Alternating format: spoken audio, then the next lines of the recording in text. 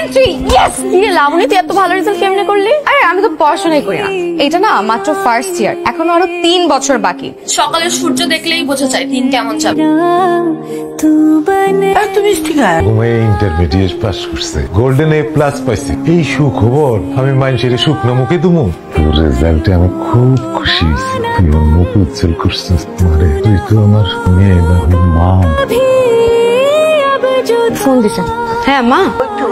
মা আমি কলেজে। এক্ষুনি বাসায় আয়, তোর বাবা এই অবস্থা করে গেছে। কি বলো? আমি এখনই আসছি।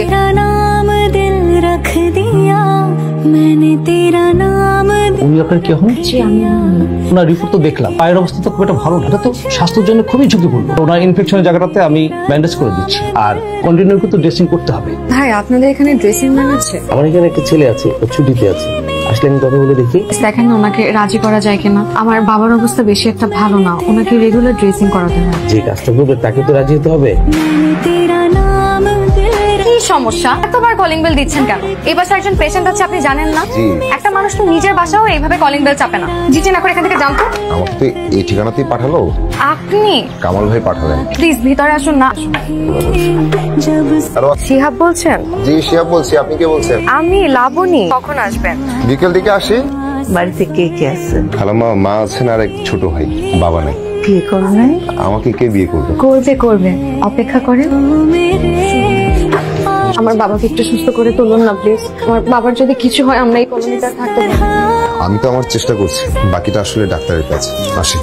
আপনি কোন দিকে যাচ্ছেন? নিউ মার্কেট যাচ্ছি, অল্প কেনাকাটা করবো। আমি তো ওই দিকেই যাচ্ছি। আপনি যদি কিছু মনে না করেন আমি কি আসতে পারি আপনার সাথে?